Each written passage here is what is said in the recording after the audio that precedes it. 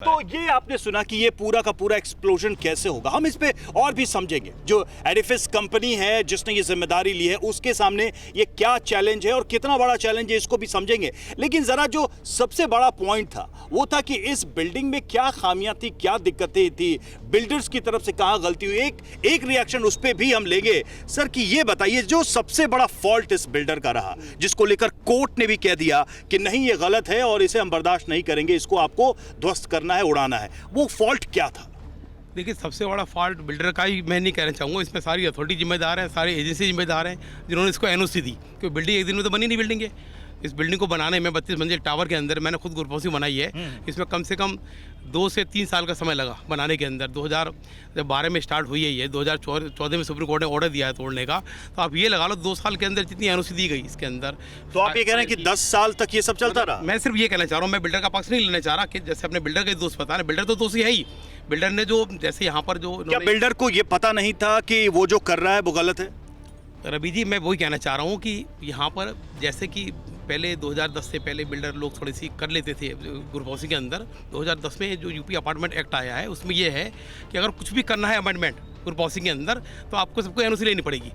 इन्होंने सबको मतलब जो रहते हैं, जो यहाँ आसपास के रेजिडेंट्स जो 15 टावर बने हुए हैं इस बिल्डर के द्वारा, जो 15 टावर बनाए गए ये एमराल्ड कोड के, इनकी एनओसी। तो यहाँ तो हम 2 सोसाइटीज देख रहे हैं, एमराल्ड है और एटीएस। मैं उसी बात पे आ रहा हूँ। तो इसमें क्या है था, इस जगह को दिखा रखा था पहले गार्डन, जब बिल्डर ने माल बेचा था अपना इन टावरों का, तो इसको गार्डन दिखा रखा था। तो इनको ये था कि जब गार्डन दिखा रखा है, जिन्होंने यहाँ पे फ्लैट लिए गार्डन सोच करके, जो इस टावर के सामने मकान वाला आ रहा है वो तो आप ये बता रहे हैं कि जहाँ पे ये पूरी की पूरी इतनी ऊंची इमारत बनी, वो दरअसल में एक उद्यान था, एक पार्क था, एक गार्डन था। जब ये माल बेचा गया बिल्डर ने तो ये गार्डन था। उसके बाद में इन्होंने अथॉरिटी के साथ में, जो जैसे पहले होता था, इसको एफआईआर बढ़ाया गया, इसकी अप्रूवल ली गई अथॉरिटी के साथ में। तो अथॉरिटी की मिली भगत भी मैं इसमें कहूँगा कि अथॉरिटी। तो आप ये कह रहे हैं कि अथॉरिटी ने ये सारे अप्रूवल दिए? अथॉरिटी ने सारे अप्रूवल दिए और अथॉरिटी पूरी जिम्मेदार है इसके लिए। कुल मिलाकर ये बात तो तय है कि ये कंस्ट्रक्शन गलत था, बिल्कुल गलत था। लेकिन मैं इस बात की जानकारी बिल्डर और अथॉरिटी में बैठे लोगों को, दोनों को थी। बिल्कुल थी, और ऐसे काम बहुत हो चुके हैं हमारे देश में। ऐसा नहीं ये पहला काम है, ये तो जो सुप्रीम कोर्ट एक्शन ले रही है, जो ऐतिहासिक क्षण हम देख रहे हैं, इससे एक सबक जाएगा, एक संदेश जाएगा, एक मैसेज जाएगा। चलिए ठीक है, ठीक है, हम इसकी कहानी, हम इस कहानी को भी आपसे सुनना चाहेंगे कि ये सारा विवाद शुरू कैसे हुआ, लोगों ने इस पे कंप्लेन करना कब शुरू किया। लेकिन जरा कुछ और बिंदुओं पर हम बात करेंगे। एक बड़ा चैलेंज जो है वातावरण को लेकर सर आ रहा है, एनवायरमेंट को लेकर भी बात हो रही है कि इससे एनवायरमेंट को कैसा नुकसान होगा। सर, एनवायरमेंट को किस तरह का डैमेज पहुंच रहा था, एक तो कंप्लेन ये, और ये जो एक्सप्लोजन होगा उससे किस तरह की दिक्कतें आ सकती हैं, आप इसको कैसे देखते हैं? देखिए, एनवायरनमेंट के कई एंगल हैं इसमें। सबसे पहला तो यहाँ के लोकल लोगों का, जो यहाँ आरडब्ल्यू है, जितने लोग रेजिडेंट, इनका एनवायरनमेंट एक था कि यहाँ एक पार्क अलॉटेड था इनके पास, तो इनका एनवायरनमेंट इफेक्ट हुआ तो ये कोर्ट में गए। तो सबसे बड़ा वायलेशन तो ये था जिसके लिए निदान हो रहा है। लेकिन एक बहुत बड़ी बात है जो कि इग्नोर की जा रही है चारों तरफ, कि जब भी आप किसी बिल्डिंग का अलाउ करते हो और अगर आप उसको डेमोलिश करते हैं तो उसमें जितने रिसोर्स कंजम्पशन होता है, इसमें इतना concrete, cement, water, iron, steel, water जितना कंज्यूम हुआ है, this is all going to go waste. पर इसके फुटप्रिंट बहुत हैवी हैं।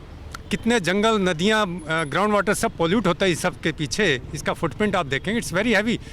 तो ये सब सोचना पड़ेगा और बहुत सीरियस लेना पड़ेगा कि आइंदा ऐसी बिल्डिंगें ना बने। एक चीज़ तो और है कि सर ये रेजिडेंशियल एरिया है, यहाँ लोग रहते हैं, आबादी रहती है, और यहाँ पर हाई इंटेंसिटी का एक्सप्लोजन होने वाला है। बिल्कुल बिल्कुल, साउंड के लिहाज से, ध्वनि के लिहाज से। तो देखिए, ये पूरा दिल्ली का एडजॉइनिंग एरिया है और दिल्ली और एडजॉइनिंग एरिया में लगभग 30% जो कि एयर पोल्यूशन है, विच इज़ PM10, PM2.5, ये ज़्यादातर CND वेस्ट, जो कि कंस्ट्रक्शन डेमोलिशन का वेस्ट है, सॉयल और डस्ट इस सब का है। तो वो पहले ही काफ़ी है इस एरिया में और वो और बढ़ जाएगा।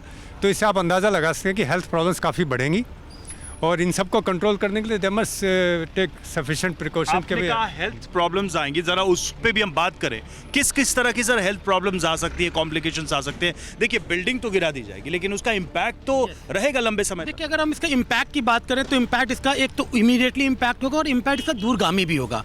अगर हम पहले बात करते हैं कि इमीडिएटली क्या होगा, तो जो ये डस्ट निकलेगा, हमको पता है कि डस्ट 30% जो दिल्ली NCR का पॉल्यूशन है, it is all because of dust and vehicular pollution. Definitely. So this pollution ये इमीडिएटली उस समय इतना ज़्यादा बढ़ जाएगा कि इसमें यहाँ के जितने भी लोग हैं उनको अपना पूरा ध्यान रखना पड़ेगा। एक चीज तो ये है कि ये धमाका होगा, एक इसका सर्टेन एरिया फिक्स किया गया है जिसको इवैक्यूएट किया जाएगा, लोगों को सेफ प्लेसेस पे ले जाया जाएगा, और एक अनुमान है प्रशासन का कि इस एरिया में हम कोई भी इंसान को रहने नहीं देंगे उस दौरान, यानी 24 या 48 घंटे के दौरान।